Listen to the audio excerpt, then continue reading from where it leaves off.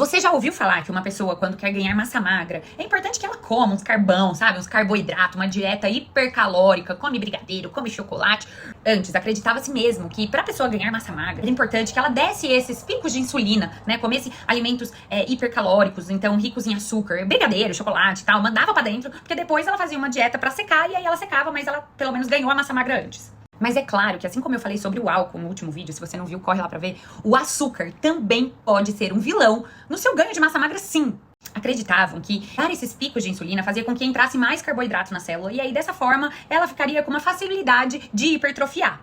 Mas aí eu tenho certeza que tinha os pesquisadores nerds certinhos que pensaram, mano, isso é um rolê muito louco, você jogar açúcar, que não é benéfico pra um monte de coisa dentro do corpo, pra você ganhar massa magra, que é um negócio legal, bom, pra depois você ter que perder a gordura que você ganhou. Parece meio louco, né? E aí teve um estudo muito legal realizado na França, que mostra que essas pessoas que passaram por essa estratégia, ao longo do tempo, perderam mais ou menos 11% da massa magra. Sim, 11% da massa magra. Eu vou te contar por quê. Quando você consome carboidratos, né, esses açúcares, sacarose, esses carboidratos simples, acaba que você perde o seu controle de saciedade, né? Eles alteram o seu controle de saciedade. Então parece que você precisa comer cada vez mais. Isso não é legal pro seu processo de ganho de massa magra.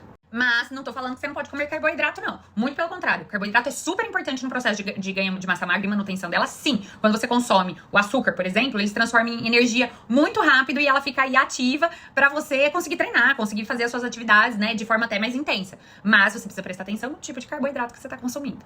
Quando você dá esses picos de insulina frequentemente, você pode afetar a sua sensibilidade à insulina. E isso dificulta o transporte de nutrientes para dentro da célula. Lembra lá do estudo que ao longo do tempo as pessoas perderam 11% de massa magra? É por isso.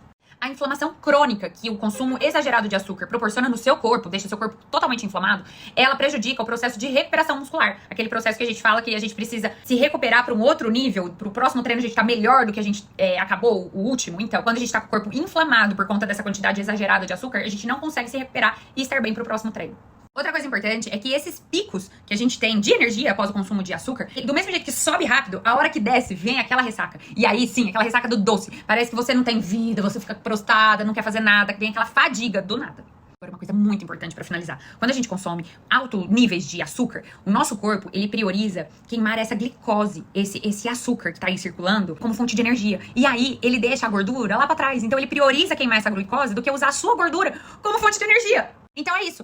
O açúcar, ele é um vilão quando você consome o açúcar errado, né? Aquele açúcar simples, refinado, aquela farinha, aquele açúcar de confeiteiro, aquele açúcar errado, ele é um vilão. Porque quando a gente consome um pouco, a gente consome mais um pouco, aí a hora que a gente vê, a gente tá consumindo muito. E aí esse muito faz mal, sim, pro seu processo de ganho de massa magra e manutenção dela por conta de tudo isso que eu falei.